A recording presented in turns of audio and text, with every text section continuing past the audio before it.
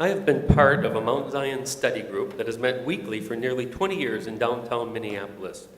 We study Torah with the commentary of Rashi, a medieval scholar from the 11th century France.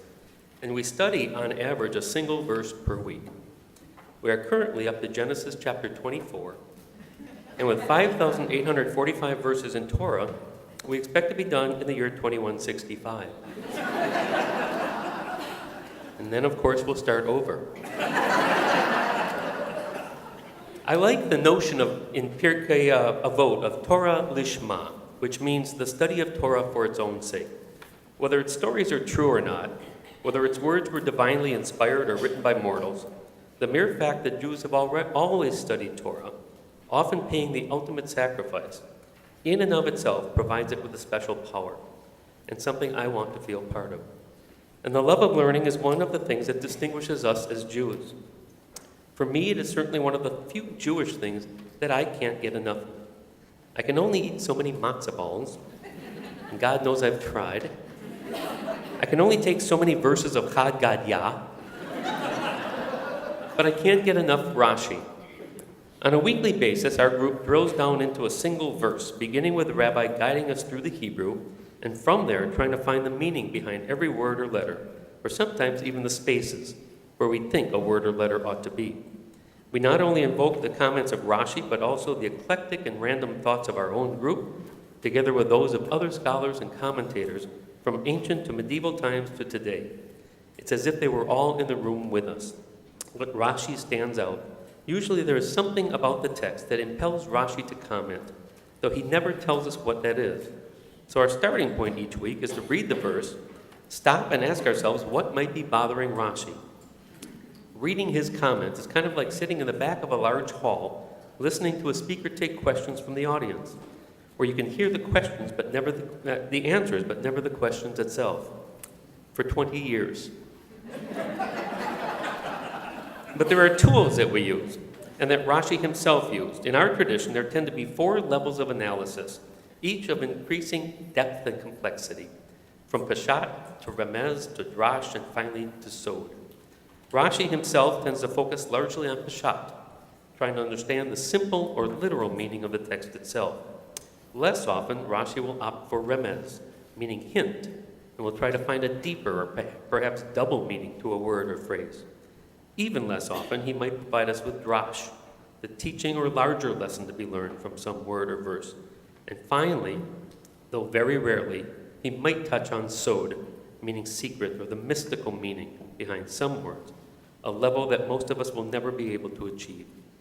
But it can be hard to explain, so let me put it this way. If my wife, Renee, asked me to empty the trash, according to Peshat, even though framed as a question, she clearly wants me to empty the trash. Pretty simple. But if we were to consider Remez, or what is being hinted at, we'd find that she's asking really if I know what will happen if I don't empty the trash.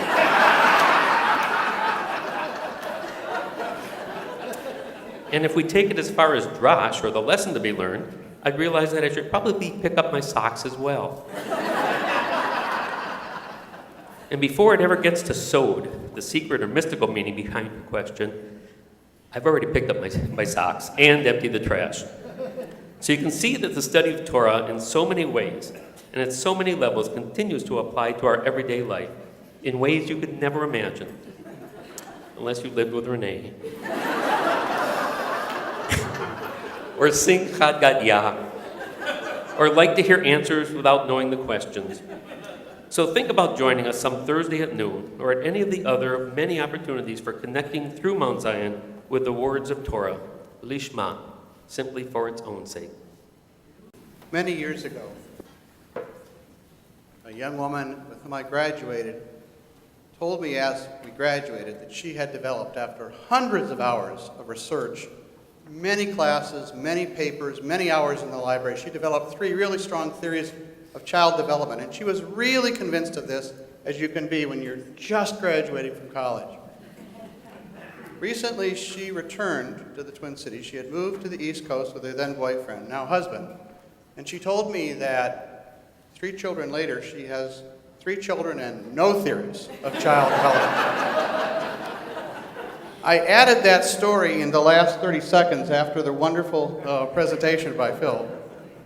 But I wanted to say a few things about another way of thinking about Torah, or maybe other ways of thinking about Torah, because people study Torah for many reasons. And for some of us, it's a way to try to improve our lives and to think about carrying out some of the recommendations or suggestions that we find in Torah.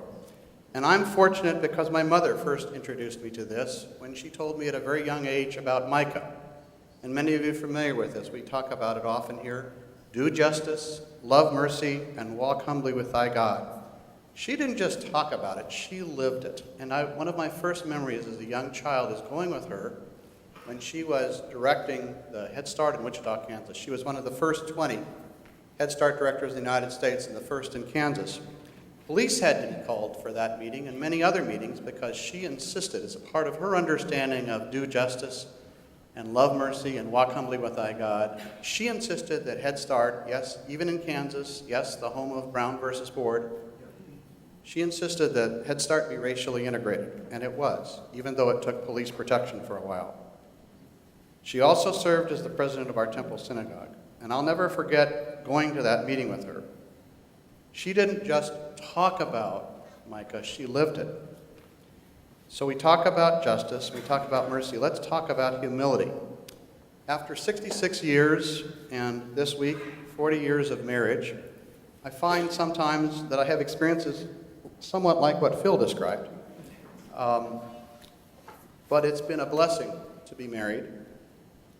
And it's been a blessing that my wife decided to join the faith, this faith, as a part of our life together. But I'm constantly amazed by what I see going on, and humility seems to be the only appropriate response to some of the things. Like, for example, about a month ago, I developed a sudden pain here, and the doctors have spent the last month unsuccessfully trying to figure out what was going on. So I asked the doctor recently if this was a sign of age, and he said, no, it's really a sign you're falling apart. Humility really does seem to make sense. Decades ago, I was in some civil rights marches, and I remember walking through the streets of Wichita where people were throwing sticks and arrows and stones and rocks at us, and I was really frightened.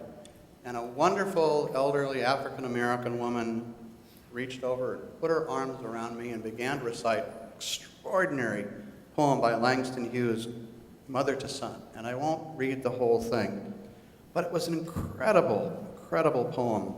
And it concludes with the injunction right out of Micah to keep going on. Hughes says, through this mother, I've been climbing on and reaching landings and turning corners and sometimes going in the dark where there ain't been no light. So boy, don't you turn back. Don't you sit down on the steps because you find it's getting kind of hard. Don't you fall now, don't you fall now, for I'm still going, honey. I'm still climbing, and life for me ain't been no crystal stair. Our rabbi in Wichita, then, as our rabbis now, encouraged us to consider Torah's mandate from Deuteronomy, justice, justice, justice shall you pursue. We've made considerable progress in many areas. As a child of the 60s, I'm astonished by what has happened sometimes and what has not. Humility is not only possible, it seems like the only reasonable attitude to adopt in light of the enormous challenges. Pursuing justice sometimes seems clear. In the days of Dr. King, Fannie Lou Hamer, of Bull Connor, George Wallace, justice seemed very clear. But now sometimes it's more complicated. And then sometimes it's not. Many of us were delighted when Mount Zion stood with those who stand for marriage equality. That was a remarkable victory. But sometimes things are really complicated. Here today, even as we have worshiped, some of the leading institutions in the Twin Cities have convened a meeting called Everybody's In. This is our holiest day. I've learned this week this is one of the 2 holiest days for Muslims, and yet United Way, State Department of Education, a local school district, and others have convened a meeting to talk about how to improve schools. Everybody's in on this day? Humility sometimes seems to be one of the only ways to stay rational. We come together as Phil mentioned, sometimes in downtown Minneapolis and sometimes here on Saturday mornings. Often I'm inspired, even dazzled, by the wonderful insights of Mount Zion's rabbis. These two consistently demonstrate how the characteristics the Torah suggests, a commitment to justice, of mercy and humility in the face of challenges, can be carried out day after day. And it is also congregants who share enormous, extraordinary insights that help me and others live the way I think God wants us to live. That Torah study on Saturday morning and those words from the Torah help us get up off the steps that Langston Hughes talked about. They help us keep climbing. When I study Torah, I do so with my community, with you, either in Saturday morning study here at Mount Zion Temple or in another small group I formed many years ago. In both instances, I feel enriched by the individuals I am studying with, by their comments and insights, and also by our continued relationships outside of study. For me, our connections in community through relationships, our family, our friends, this, our Jewish spiritual home, are the key to our transformation and feeling of belonging and love. As I study with my community, my heart opens. I act from a place of love and understanding. In Torah study, we listen, we learn, we share, we have fun, and we laugh. And as we all know, laughter leads to a longer life. In Torah study, we try not to judge, and we listen. And when we really listen and understand, we can try to repair ourselves and our relationships, taking the lessons we have learned into our own lives. I always leave my studies refreshed and renewed, and please God, better able to heal myself and the world one heartbeat at a time. According to Rabbi Soloveitchik, the study of Torah is not simply a didactic act.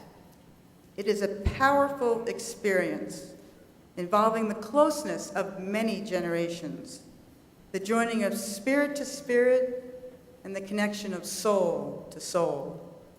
I see that in our sanctuary when we pass the Torah from generation to generation at each B'nai Mitzvah ceremony, right here on these steps, right below. Or at Shavuot, when we first study, and then we make our way up these steps to receive Torah. We are connecting spirit to spirit, soul to soul, with open arms and loving hearts. May we all go forth in this new year with open hearts, helping hands, and thoughtful minds as we do the work required to repair ourselves and our world, striving for peaceful outcomes. Shabbat Shalom, Shana Tova.